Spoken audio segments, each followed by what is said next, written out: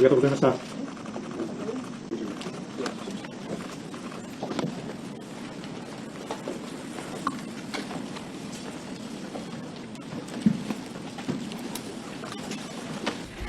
では、本年のシャトル外交の最初の機会に、大統領及び韓国代表団の、皆様を私のふるさと、ここ奈良にお迎えすることができて、皆様を歓迎したいと思います。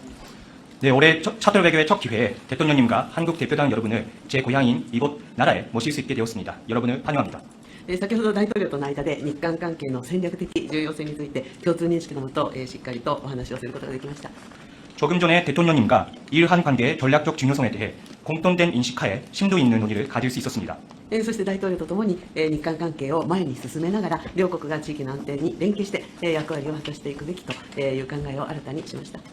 그리고 대통령님과 함께 일한 관계를 전진시키면서 양국이 지역의 안정을 위해 공조할 역할을 다해나가야 한다는 생각을 다시금 다졌습니다. 大統領からはこれからの60年という話がありましたが、双方が国交正常化60周年だった昨年、日韓関係の強靭さを示し続けられたということをとても嬉しく思っております。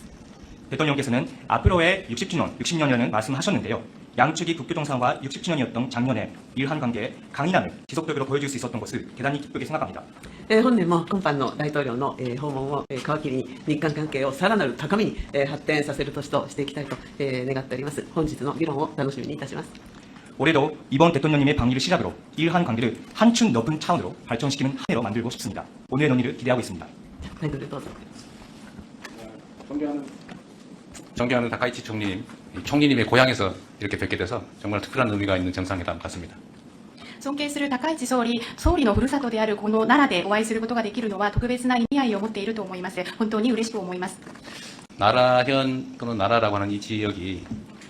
고대의 한국, 이 한반도와 일본의 문화 교류의 중심이었던 것 같습니다. 奈良県、こういう奈良という地域というのは古代韓半島と日本との交流の中心地だったと思います。 한국과 일본의 교류와 협력이 어느 때보다도 중요한 때이기 때문에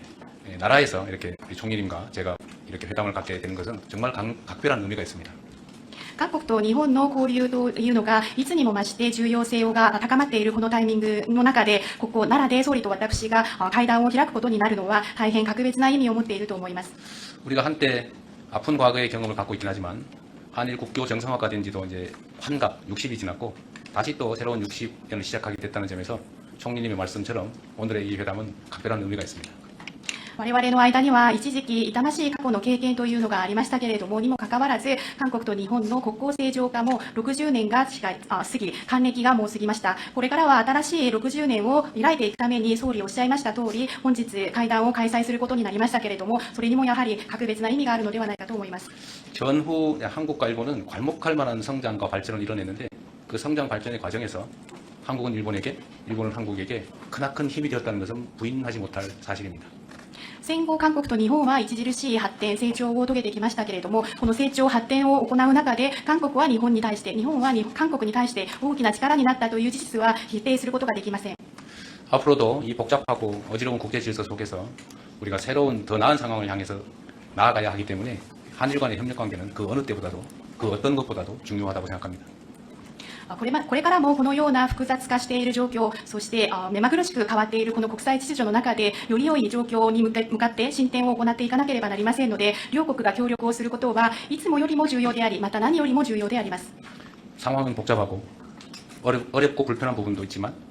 또 편하고 좋은 측면들도 혼재하기 마련입니다. 그런 상황에서는 좋은 점들을 더 발굴해서 키우고 불편하거나 나쁜 점들을 잘 관리해서 최소화시키면서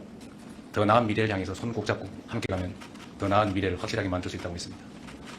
状況が複雑なことによって難しいことややや不都合なこともあるかもしれませんけれども、その一方でまた楽に何かを進めることができたり、いいことも混在していると思いますので、私たち両国はこれからはいいことを発掘してそれを育んでいかなければならないと思います。また一方で難しかったり不都合なこと、こういうマイナスなことはうまく管理をして、そういうところを最小限に留めていくことが大事だと思います。そういうふうにして未来に向かって手をしっかり携えて前に進むことができれば、その明るい未来を作ることができると思います。 총리님과 제가 손을 맞잡고 또 일본 국민들과 한국 국민들이 힘을 합쳐서 대한민국과 일본의